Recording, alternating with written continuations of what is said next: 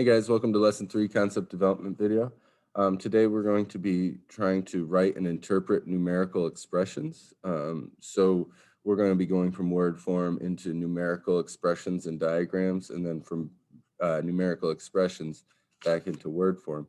So we're going to be practicing a few different ways. And we're actually not going to be solving many of these problems. We're just going to be interpreting the problems. So there might be a few that we have to solve, but a lot of these will be just interpreting or showing what the math is asking us to do.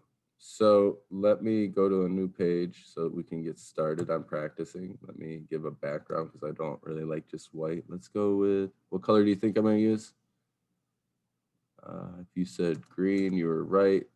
I hope that's not, oh, that might be too bright. Let's change that. Let's go to this pink. All right. So if you really said pink, you're right. All right. So if I write this math problem 3 times, I should say, if I write this word expression 3 times the sum of 26 and 4. Well, that got a little tight. So let's think about what we're reading. 3 times the sum of 26 and 4. Well, I know that 3 times is telling me a math operation, right? And then sum of is another math operation. Remember, sum is the answer of an addition problem. And it wants us, in this math lesson, it wants us to interpret these words. 3 times the sum of 26 and 4. Well, the sum is the answer of a addition problem, so 26 plus 4. But because of orders of operation, we have to put these in parentheses, otherwise they would multiply first. So we'll be talking about orders of operations a lot this year. But I'll just let you know that from 4th grade, you remember that we do what's in the parentheses first. So we have to put, if it's an addition thing like this, we want to put those in parentheses because it's telling us we have to find the sum of 26 and 4 before we multiply it by 3 times. Okay, so let's go ahead and try that again. And this time I'm going to try to see what you do. I'm going to change it up a little bit though. 6 times the difference. Oh, I should have typed these up beforehand. Sorry. Between 60 and 51.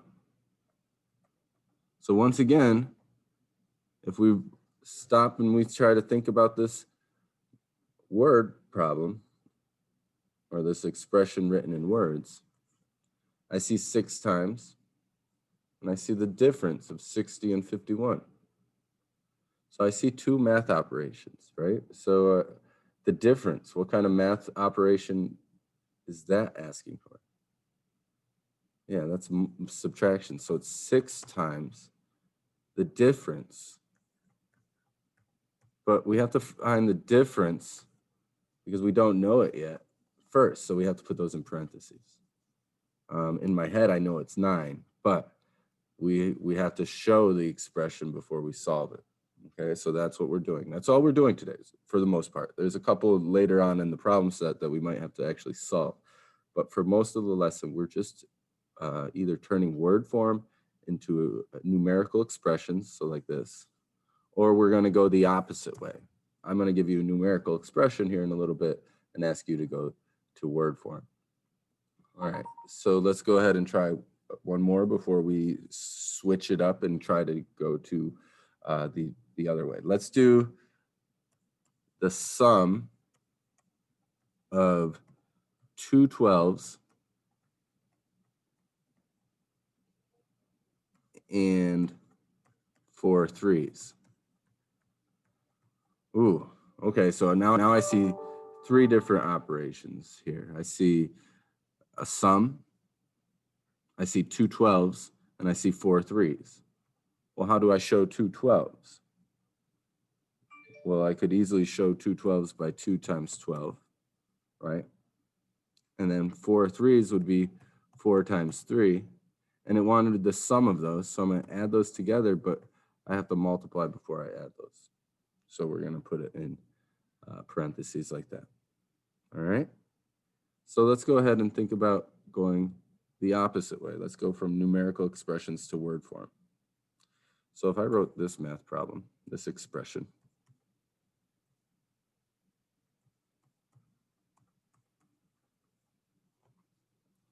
eight times 43 minus 13.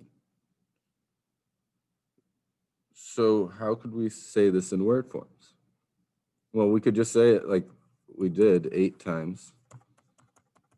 Okay, but what's this part? What's this next part? Well, it's a subtraction problem, but we haven't read any of the words say subtract, right? So let's use the word, the difference. 8 times the difference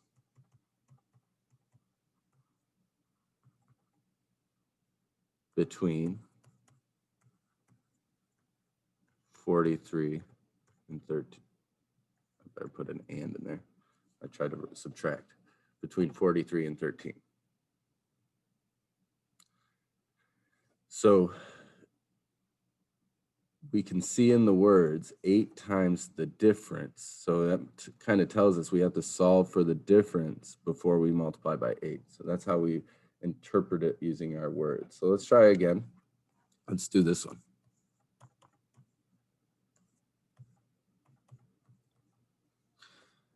So the first couple of problems, we've been having the multiplying factor in front. And this one, it's on the back. But we know in the commutative property, it states that we can rearrange the multiplication factors and still get the same answer. So we just have to follow orders of operation. Orders of operation say to do the parentheses first. So there's two ways we could write this. We could say we could just read it in line, the sum of, because it's an addition problem, right? The sum of 16 and 9 times 4. Or we could say 4 times, and this is the more appropriate way, 4 times the sum of 16 and 9. I personally like this one better because it's showing that you understand it a little bit deeper. They're both correct, but one's a little bit more accurate. So let's go ahead and try one more. This one's a little bit more challenging. 20 times 3 plus 5 times 3. So how are we going to solve for this one? Well, we could write it as 23s, right? This is how that other problem wrote it. 23s. And, well, I should say the sum of 23s and 5 3s.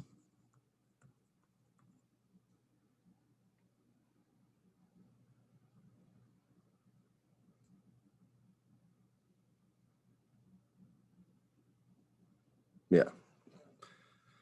All right. There's plenty of other ways that you could have wrote that. But that's the way that I chose to for this one. And we're going to do the rest of the practice over on the problem set. So I will see you over there. Get your problem set and exit ticket ready, and we will get working.